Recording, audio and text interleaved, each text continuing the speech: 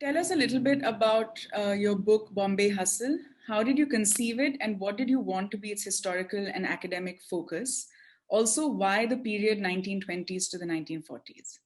So, Bombay Hustle presents a materialist history of Indian cinema's transition from silent to sound cinema in the last decades of colonial rule.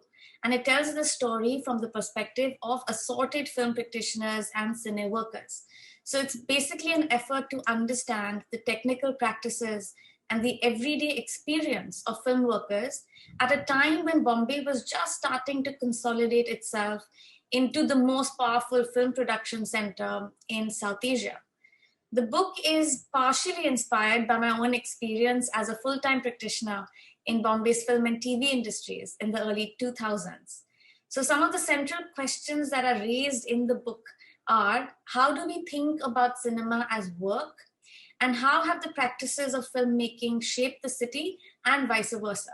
So these questions came to me when I was immersed in that world myself as an AD or an assistant director, which is now about 15 years ago. I can't even believe it. So the book intervenes through these questions in existing debates in Euro-American film studies. Questions such as what is cinema's relation to modernity?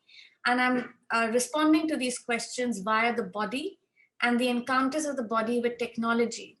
And this opens up questions in film studies to the specificities of other places in other times, other bodies in what I call other assemblages of power and practice.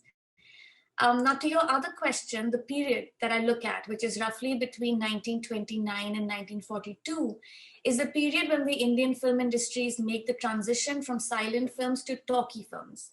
So, this is also a period when Bombay City starts to become the foremost production center in the subcontinent in terms of filmmaking.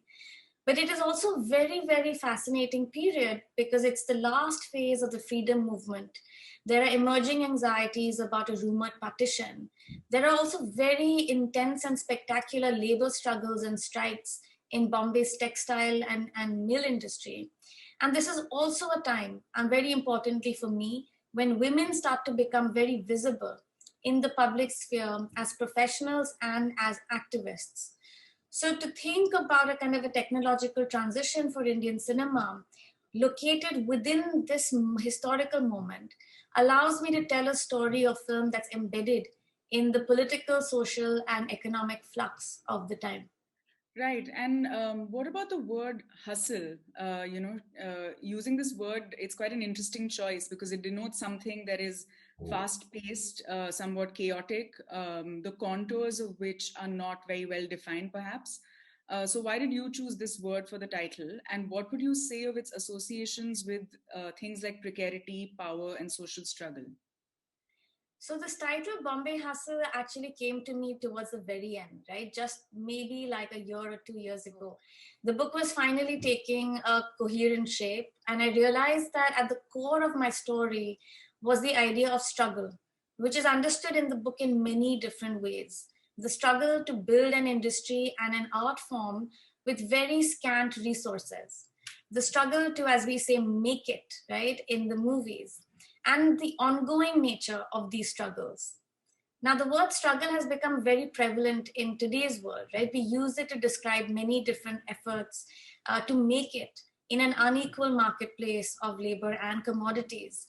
So, the word hustle, in its contemporary usage, right, offered me a bridge between the 1930s and today to name the very intensely speculative work of gambling on the future with your body, your money, your talent, and your emotions. So, starting in chapter one, where I discussed the speculative finance that was necessary to help start up the talkie film business, to the last chapter, chapter six, where I discuss some of the most invisibilized of cine workers, such as stunt artists and background dancers. These are the people who absorb the risk of a financially speculative enterprise. So, through these many different iterations, the word hustle captures the many kinds of precarity that film as work entails. Now, these multiple precarities indicate many different velocities and temporalities. They constitute future oriented gambles what we can also then call, in other words, hustle.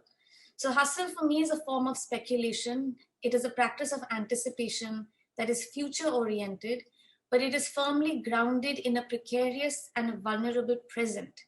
This is what makes hustle a companion to struggle. Both are practices of commitment to the present with a utopian dream for a better future. One of the ideas that you posit in the book is that of a cine ecology, a unique term that expands the definition of the cinematic universe beyond industry to include a dense, complex, interconnected, and overlapping network of labor, ideas, technologies, sites, and materialities. So, what does this mean? And in such a universe, does the definition of a cine worker change as well? And additionally, a third part to this question is, is there anything, do you think, that lies outside the realm of such an ecology? So that's a great set of questions. I'm offering the term cineecology in the book as a provisional tool of analysis, right? A kind of framework that helps us understand cinema and its meanings in the full complexity that I'm trying to bring to these questions. So cineecology describes both a material reality for me, as well as a method for what I'm calling a processual and non-dualist approach to film. And we can go into that a little bit more. At the heart of this thinking is the belief that cinema is fundamentally a collaborative form, and that this collaboration extends beyond the human to the non-human.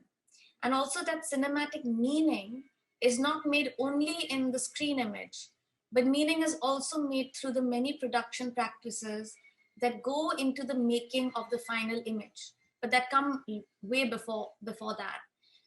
So let's move a step or two backwards.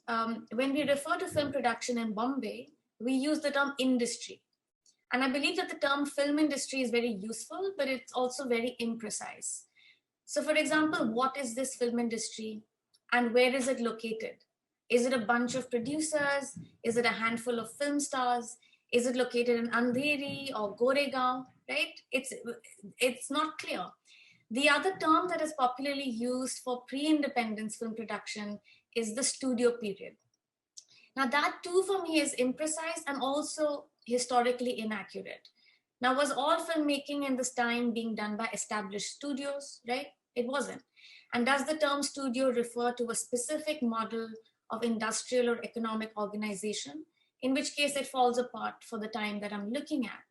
Because as I started to find more primary sources on filmmaking in this late colonial moment, I realized that filmmaking in those years was a diffused and decentralized terrain of practice. So many different sources of finance were being used to make films. Some studios had soundproof stages, many did not. Some had a corporate approach to the division of labor. Some worked in ad hoc and improvisational ways. So the term cineecology allows me then to argue that industry is a constantly changing and shape-shifting thing without any clear boundaries. It also helps me underline the fact that even though we can celebrate individual directors or individual stars, film production is a fundamentally collaborative and ecological form, which draws on the talents and energies of hundreds of people, hundreds of objects, equipment, locations, places, and even the weather. So most importantly, it allows me to also show that film practitioners, whom I call cine workers, they come in all shapes and colors, and they mark the city with their labor and their dreams, be it in tea stalls or cigarette shops, on set or on location. So cineecology then is a way of saying that a city like Bombay has been fundamentally shaped by the practice of making movies, while also saying that cinema is the creation of stories and meanings that cannot be restricted to the screen or to the studio. Now, your other question about what lies outside of the cineecology, right? So the framework of cineecology only works when we are tracking cine workers, because the cineecology is the entire field within which cine workers move, breathe, live, dream, and also for me, wait.